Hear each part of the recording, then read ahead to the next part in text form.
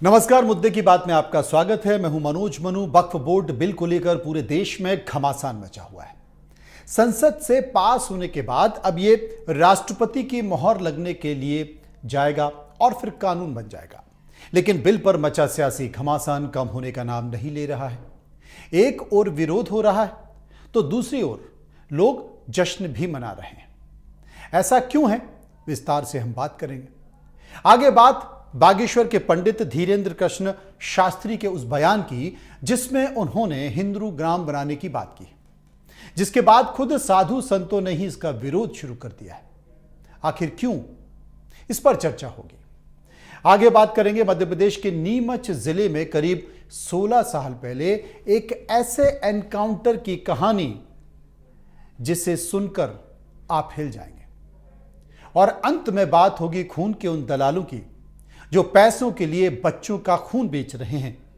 तो आइए सबसे पहले बात करते हैं वक्फ बोर्ड बिल की, जो कानून का रूप लेने जा रहा है, लेकिन इसे लेकर सियासी घमासान भी मचा हुआ है।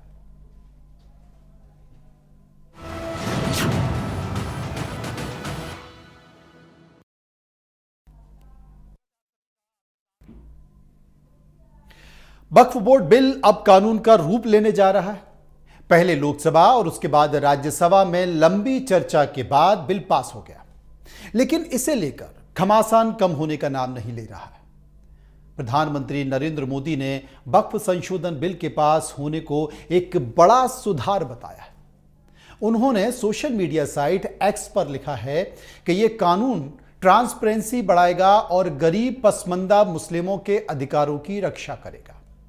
अल्पसंख्यक कार्य मंत्री किरण रिजिजू ने संसद में वक्फ बिल पेश करते समय कहा कि व्यापक चर्चा के बाद तैयार किए गए बिल को जेपीसी के पास भेज दिया गया था। संशोधित बिल में हमने ट्रांसपेरेंसी, अकाउंटेबिलिटी, एक्यूरेसी पर केंद्रित बदलाव किए हैं। उधर वक्फ बिल का समर्थन करने वाली एनडीए की सहयोगी पार्टी जेडीयू के समर्थन में देने से नाराज 5 मुस्लिम नेताओं ने पार्टी ही छोड़ दी है।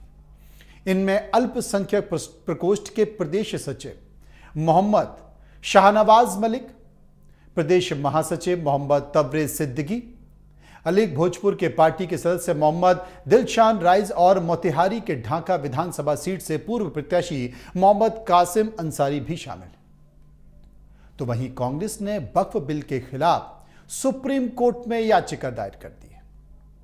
लेकिन क्या हुआ, सुनिए। जो 2013 में मुझे भी बहुत ताज्जुब हुआ कि ये पास कैसे जबरदस्ती करवाया है। 2013 में वक्फ पे यूजर जो आपने प्रावधान डाला, उसके बाद 1970 से एक केस चल रहा था दिल्ली के अंदर में। दिल्ली के अंदर में हमारा सीजीओ कॉम्प्लेक्स है, पार्लियामेंट बिल्डिंग है, कई प्रॉपर्टीज है, और इसको वक्फ बोर्ड, दिल्ली वक्फ बोर्ड ने क्लेम किया कि ये वक्फ प्रॉपर्टीज है। उसके बाद ये केस चल रहा था अदालत में। उस समय यूपीए सरकार ने पूरा सारा जमीन को डी नोटिफाई करके वक्फ बोर्ड को दे दिया।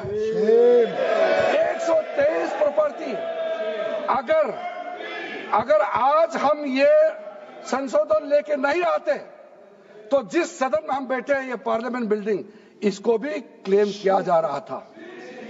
एयरपोर्ट, बसंत विहार, और अगर नरेंद्र मोदी जी का सरकार नहीं आते, अगर यूपीए का सरकार कंटिन्यू रहता, तो क्या क्या बिल्डिंग को डी नोटिफाई किया जाना था। 123 प्रॉपर्टी को तो डी नोटिफाई किया। मैं रिकॉर्ड में कह रहा हूं, अपने मन से कुछ नहीं कह रहा हूं, मैं ऑफिशियल रिकॉर्ड का बात बता रहा हूं। अध्यक्ष महोदय, संविधान का आर्टिकल 14 हो, 29 हो, 30 हो, चीख चीख कर कहता है कि देश में सब बराबर के हकदार हैं। आर्टिकल 26 कहता है कि सबको अपने अपने मजहबी कामों के लिए मंदिर, मस्जिद, गिरजाघर, गुरुद्वारों का निर्माण करने का हक है और उसका रखरखाव का भी हक है। लेकिन डॉक्टर बाबा साहब अंबेडकर के संविधान को हर दिन कुचलने वाली यह सरकार देश के मुसलमानों से नफरत में इतनी अंधी हो गई है कि खुलेआम देश की संसद में देश सरकार के माइनॉरिटी मिनिस्टर साहब और होम मिनिस्टर साहब झूठ बोलते हैं और देश को गुमराह करते हैं। झूठ शब्द असत्य बोलते हैं। सरकार ने इस बिल का नाम उम्मीद रखा है। मंत्री जी कल से इसे देश के मुसलमानों के लिए नई उम्मीद बता रहे हैं। नहीं मंत्री जी, न तो यह बिल मुसलमानों के लिए नई उम्मीद है और न ही उम्मीद की नई किरण। सभापति महोदय, भाजपा ने पूरे देश में वक्फ के नाम पर कई सारे झूठ फैलाए हैं। आइए आज उनकी सच्चाई पर बात करते हैं। वक्फ ट्रिब्यूनल को ऐसे बताया जाता है जैसे वक्फ ट्रिब्यूनल कोई मजहबी खाप पंचायत हो। सभापति महोदय, जबकि सच्चाई यह है कि वक्फ ट्रिब्यूनल भी तो सरकारी न्यायिक विभाग है, जिसमें सरकार द्वारा नियुक्त जज होते हैं, जिसमें प्रशासनिक अधिकारी होते हैं, कहीं ऊपर से थोड़ी आ गए। सभापति महोदय, देश के गृह मंत्री जी ने इसी सदन में कहा कि वक्फ ट्रिब्यूनल के फैसले के खिलाफ कोई कोर्ट नहीं जा सकता, जबकि सच यह है कि वक्फ एक्ट 1995 की धारा 83(9) के तहत हाई कोर्ट वक्फ ट्रिब्यूनल के फैसले की न सिर्फ समीक्षा कर सकता है बल्कि उसे बदल भी सकता है। सच तो यह है कि वक्फ बोर्ड खुद अपनी जमीनों के लिए कई सारी कोर्ट में ये तमाम तरह की घंटों लोकसभा राज्यसभा में चर्चा हुई, बहस हुई, पक्ष और विपक्ष के लोगों ने अपनी अपनी दलीलें दी, लेकिन वक्फ बोर्ड बिल पास हो गया। पहले वो लोकसभा में हुआ, अब राज्यसभा में हुआ, अब राष्ट्रपति हस्ताक्षर करेंगे और ये कानून बन जाएगा। ऐसे में आपको ये जानना जरूरी है कि आखिर वक्फ बिल है क्या। दरअसल 1950 के दशक में वक्फ संपत्तियों की देखरेख के लिए कानूनी तौर पर एक संस्था बनाने की जरूरत महसूस हुई। इसके लिए 1954 में वक्फ एक्ट के नाम से कानून बनाकर सेंट्रल वक्फ काउंसिल का प्रावधान किया गया। एक साल बाद यानी कि 1955 में इस कानून में बदलाव करके हर राज्य में वक्फ बोर्ड बनाए जाने की शुरुआत हुई। इस वक्त देश भर में करीब 32 वक्फ बोर्ड हैं। ये वक्फ संपत्तियों का रजिस्ट्रेशन और रखरखाव करते हैं। बिहार समेत कई प्रदेशों में शिया और सुन्नी मुस्लिमों के लिए वक्फ बोर्ड अलग अलग हैं।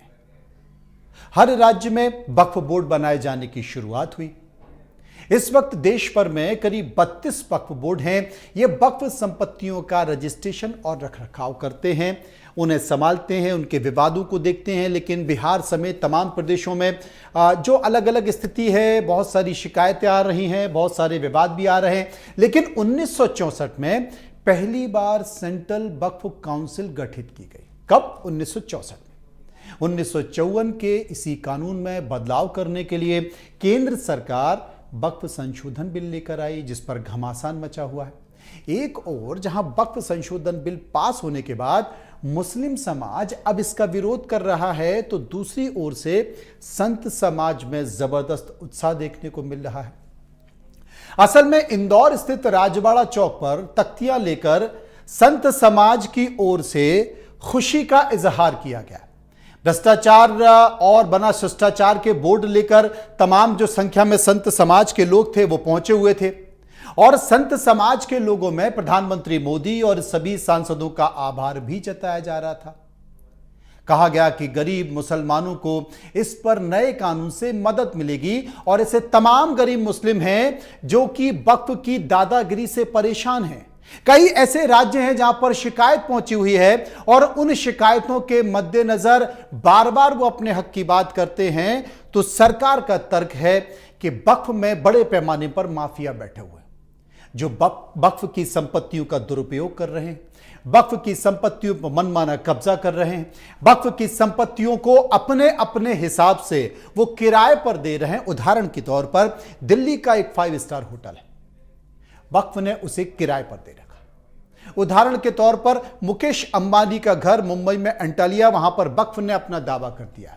उदाहरण के तौर पर देश की संसद की जमीन पर भी वक्फ ने अपना दावा कर दिया है। दिल्ली के 5 बड़े मंदिर हैं, वहां पर भी अपना दावा वक्फ ने कर दिया है, और वक्फ इस बात का जिक्र करता है कि साहब ये तमाम संपत्तियां हमारी हैं, और इसे लेकर वो दावा कर रहा है। लेकिन कई ऐसी संपत्तियां हैं जिसमें दिल्ली के उदाहरण मंदिर की बात कर रहा हूं, उनका कहना था कि जब वक्फ नहीं बना तब से ये संपत्तियां। अब सरकार चाहती है कि वक्फ की संपत्तियों का नए सिरे से मूल्यांकन, उनका अध्ययन किया जाए, उनके पेपर की जांच की जाए और जो गलत है वो गलत और जो सही है वो सही। इसके साथ साथ वक्फ की संपत्तियों पर वक्फ के लोगों का जो कब्जा है, वक्फ के मैनेजमेंट के लोगों का कब्जा है, अपने मन मुताबिक वो किसी भी जमीन पर दावा कर देते हैं। वक्फ की ओर से अगर एक नोटिस आया कि यह जमीन वक्फ की है तो फिर आप चक्कर लगाते रहिए जनाब, वो संपत्ति वक्फ की हो जाएगी। लेकिन क्या वाकई सरकार वक्फ की संपत्तियों पर कब्जा करना चाह रही है? क्या वाकई सरकार वक्फ की संपत्तियों पर नजर गड़ाए हुए है? एक बार सुनिए। हम सब संत समाज ने माननीय प्रधानमंत्री जी एवं जितने सभी सांसदों का है धन्यवाद ज्ञापन किया है। यहाँ खुशी सब संत समाज इंदौर का, हमारे पवन दास जी महाराज जी, धर्मदास जी महाराज जी, महंत श्री दिनेश दास जी महाराज जी, महंत श्री भरत दास जी महाराज जी, महंत श्री जानकी वल्लभ दास जी महाराज जी, श्री जगदीश दास जी महाराज जी और सभी संतों के साथ में यहाँ हम लोग खुशी मनाने के लिए आए हैं और आभार व्यक्त करने के लिए आए हैं।